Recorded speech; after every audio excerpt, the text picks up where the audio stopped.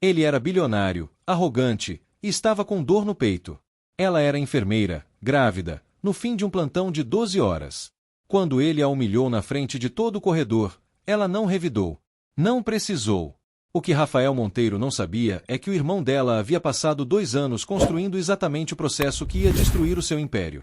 O universo tem uma memória muito melhor do que a gente imagina. Corredor do Hospital São Lucas cheirava antisséptico e pressa.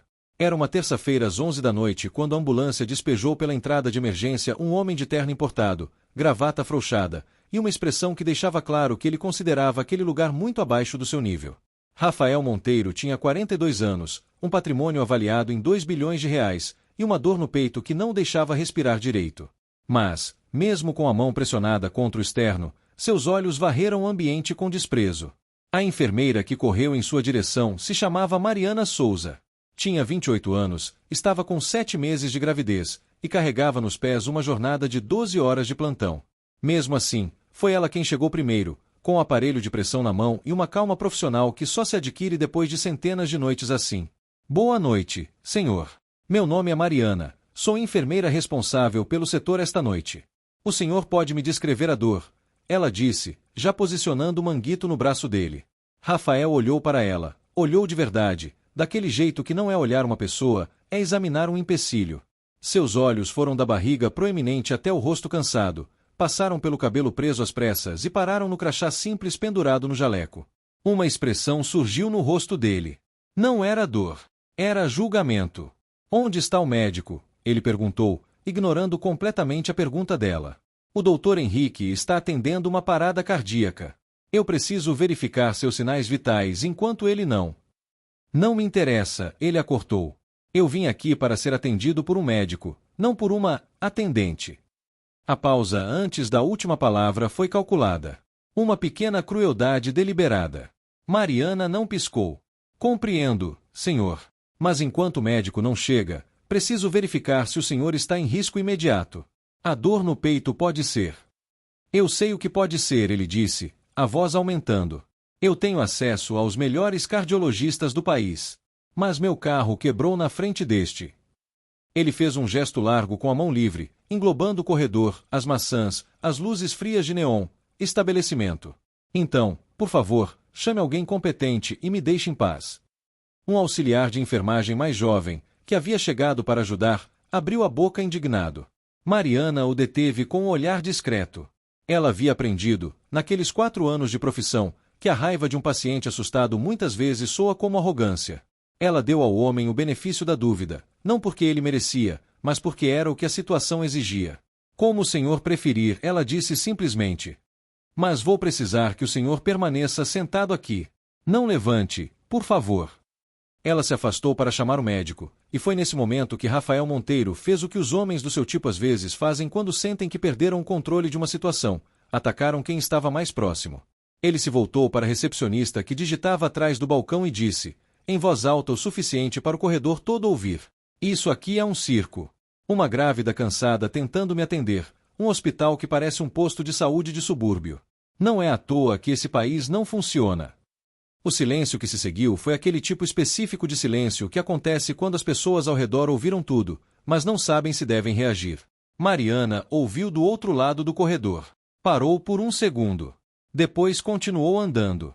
O Dr. Henrique chegou 6 minutos depois, verificou o eletrocardiograma que Mariana já havia providenciado e constatou que se tratava de uma angina, séria, mas controlável. Rafael Monteiro recebeu medicação, foi estabilizado e ficou deitado na maca com aquela expressão de homem que acabou de descobrir que não é tão invulnerável quanto pensava. Por volta da 00:30, quando os corredores acalmaram um pouco, Mariana passou pela maca dele para checar os sinais vitais de um paciente no leito ao lado. Rafael a observou com outros olhos agora, olhos que haviam passado pela experiência de sentir o próprio coração como uma ameaça. Mas não disse nada. Homens como ele raramente dizem. Foi a noite toda que passou. Na manhã seguinte, quando o turno de Mariana terminou, ela pegou seu casaco, despediu-se dos colegas e saiu pelo mesmo corredor que havia entrado 12 horas antes. Não pensou mais em Rafael Monteiro. Tinha outras coisas para pensar. A consulta do pré-natal na sexta, as contas do apartamento, o nome que ela e o marido ainda não haviam decidido para a filha que estava chegando. Rafael Monteiro, por sua vez, recebeu alta naquela manhã, entrou no carro que seu motorista trouxe, e também não pensou mais em Mariana. Pelo menos, não por alguns dias. Na quinta-feira da mesma semana, Rafael estava em uma sala de reuniões no 20º andar de sua própria empresa, o Grupo Monteiro, que controlava redes de varejo, fundos de investimento e, entre outras coisas, uma das maiores operadoras de planos de saúde do Brasil. A reunião era sobre a aquisição de um hospital, especificamente, sobre a compra do Hospital São Lucas. Os números são interessantes, disse o diretor financeiro, exibindo uma apresentação. O hospital tem dívidas, a gestão está defasada, e o terreno vale 3 vezes mais do que o ativo operacional. Se comprarmos, podemos reestruturar o plano de saúde que opera ali e converter parte da área em empreendimento imobiliário. Rafael ouvia, mas sua atenção estava parcialmente em outro lugar. Desde a angina, seu cardiologista havia recomendado que ele reduzisse o estresse. Ele havia reduzido na medida em que um bilionário consegue reduzir essas coisas, que é muito pouco. Tudo bem, ele disse. Procedam com a due diligence. Quero fechar isso antes do fim do trimestre. A reunião se encerrou. As máquinas dos processos corporativos começaram a girar. O que Rafael Monteiro não sabia, o que ele não tinha como saber, porque jamais havia se dado ao trabalho de aprender qualquer coisa sobre a enfermeira que havia tentado salvá-lo naquela noite, era quem era o irmão de Mariana Souza. Lucas Souza tinha 32 anos. Tinha crescido no mesmo apartamento de 2 quartos em Santo André onde Mariana havia crescido, dormindo no mesmo beliche, dividindo os livros didáticos porque a família não tinha dinheiro para comprar 2. Enquanto Mariana estudava enfermagem, Lucas estudava direito em uma federal, de dia trabalhando em escritórios de advocacia como estagiário, de noite devorando jurisprudência com uma determinação que seus professores descreviam como rara. Aos 26 anos, Lucas passou no exame da OAB com a 3ª maior nota do estado de São Paulo. Aos 28, havia montado seu próprio escritório de advocacia com 2 sócios. Aos 32, o escritório Souza, Carvalho e Associados representava sindicatos, associações de saúde e, em um trabalho que havia consumido 2 anos da vida de Lucas, havia construído um processo de ação coletiva contra práticas abusivas de grandes operadoras de planos de saúde. O processo estava prestes a ser julgado pelo CAD, o Conselho Administrativo de Defesa Econômica. E o maior alvo daquele processo era o Grupo Monteiro. Coincidências não existem, pensam algumas pessoas. Outras acreditam que o universo tem um senso de justiça próprio, lento e, às vezes, muito preciso. Foi na tarde de uma segunda-feira que Mariana ligou para o irmão, como fazia toda semana. Lucas estava no escritório, rodeado de papéis, quando o celular tocou. Eles conversaram sobre a mãe, que havia torcido o tornozelo, sobre o nome da sobrinha que estava chegando, sobre um almoço de família que precisava ser agendado. Quase no final da conversa, Mariana mencionou, mais como curiosidade do que como reclamação, o episódio da terça-feira no hospital. Ela não era do tipo que se queixava muito, havia desenvolvido uma casca de profissionalismo que raramente deixava as coisas a magoar por tempo suficiente para virarem histórias. Mas aquele comentário sobre grávida cansada, dito em voz alta no corredor, havia ficado. Sabe o que foi engraçado? Ela disse. O homem se chamava Rafael Monteiro. Aquele do Grupo Monteiro. Veio de ambulância com dor no peito, tratou todo mundo como lixo, e foi embora no dia seguinte como se nada tivesse acontecido. Lucas ficou em silêncio por um momento. Rafael Monteiro, ele repetiu. É porque você conhece. Mari, ele disse devagar, o Grupo Monteiro é o principal réu no processo que a gente vai julgar semana que vem. Mariana não entendeu imediatamente a implicação. Que processo? Ação coletiva por práticas abusivas em planos de saúde. Negativa de cobertura, glosa indevida de procedimentos, cobranças irregulares. São 400 mil beneficiários prejudicados. 2 anos de trabalho. Ele pausou. E ele esteve no seu hospital. Ficou internado uma noite. Lucas pensou. Não na vingança. Ele não era esse tipo de pessoa, e seu processo não precisava de detalhes pessoais para ser sólido. Mas havia algo irônico, quase literário, naquela conexão.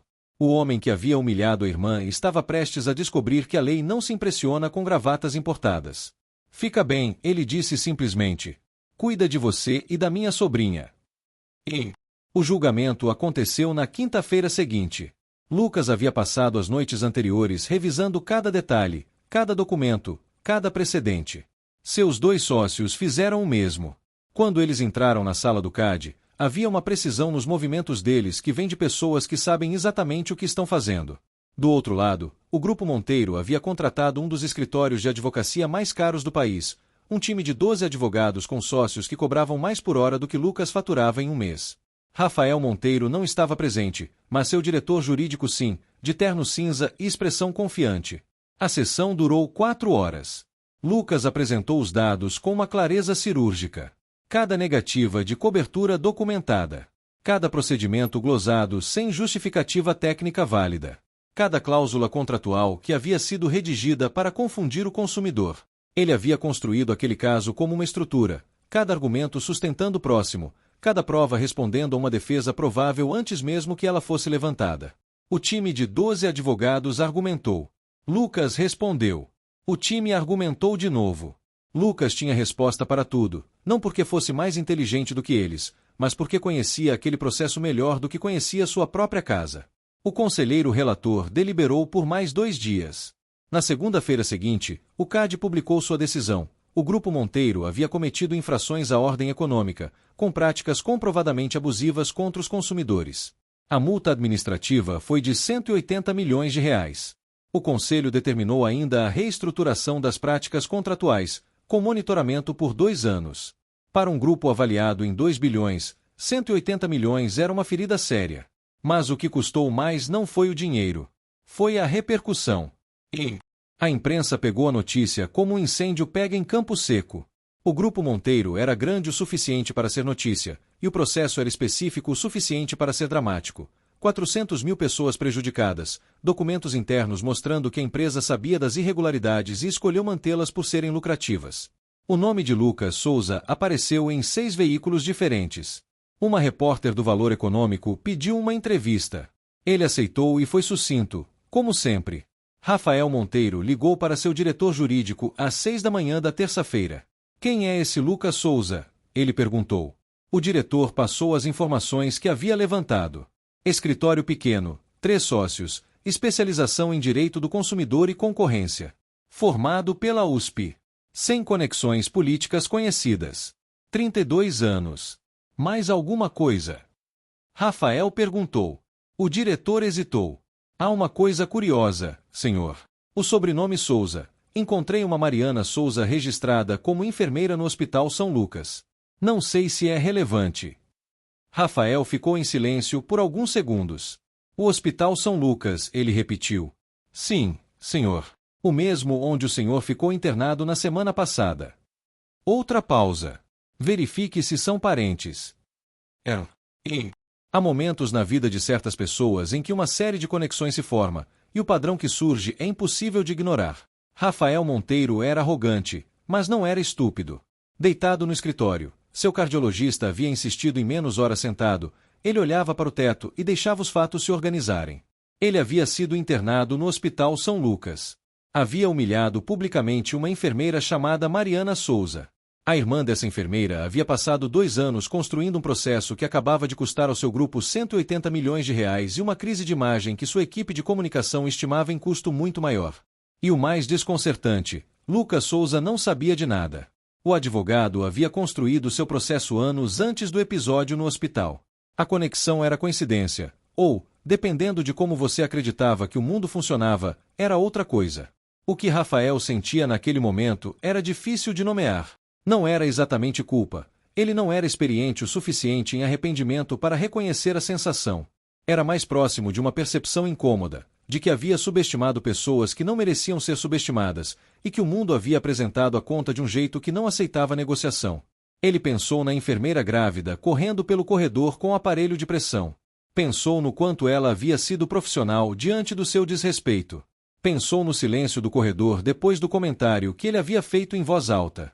Pensou no irmão dela, 32 anos, formado na USP, que havia passado 2 anos de noites construindo um processo com a dedicação de quem tinha algo a provar. Rafael Monteiro não era o tipo de homem que pedia desculpa, mas era o tipo de homem que, quando algo finalmente atravessava a armadura da arrogância, ficava com aquilo por um longo tempo. 3 semanas depois, houve uma reunião interna no Grupo Monteiro. Rafael havia pedido ao seu diretor de operações que revisasse a política de reestruturação do Hospital São Lucas. A compra ainda estava na mesa, mas os planos haviam mudado. A conversão imobiliária está cancelada, ele disse. O hospital vai continuar operando. Vamos injetar capital, modernizar a estrutura e manter o quadro de funcionários. Se a gestão precisar de consultoria, trazemos consultoria, mas o hospital funciona. O diretor financeiro começou a abrir a boca. Não é discussão, Rafael disse. É decisão. Ninguém soube dizer com certeza o que havia motivado a mudança. O diretor jurídico tinha uma teoria. A equipe de comunicação tinha outra. Rafael não explicou. Algumas decisões não precisam de explicação pública. Algumas são apenas o resultado de um homem que, pela primeira vez em muitos anos, havia olhado para si mesmo sem a proteção do dinheiro e visto algo que não gostou. Mariana soube da manutenção do hospital por um e-mail do sindicato, que havia recebido a confirmação da nova gestão. Ela estava em licença maternidade. A filha havia nascido saudável, 3,2 kg, numa manhã de terça-feira que foi o dia mais bonito de sua vida. Ela leu o e-mail sem saber da conexão. Não sabia que o bilionário que a havia humilhado era o mesmo que havia comprado o hospital. Não sabia que o irmão dela havia, sem querer e sem saber, mudado a trajetória daquele homem de um jeito que nenhum advogado, nenhum processo e nenhuma multa poderia fazer sozinho. Lucas veio visitá-la naquele fim de semana. Ficou 2 horas sentado no sofá pequeno do apartamento dela, segurando a sobrinha no colo com a expressão de um homem que, por um momento, havia esquecido completamente de processos, precedentes e CAD. Como você vai chamar ela? Ele perguntou. Clara, Mariana disse. Simples. Claro. Lucas olhou para o rosto minúsculo da sobrinha e concordou com a cabeça. Lá fora, a cidade seguia. Os corredores dos hospitais continuavam cheirando a antisséptico.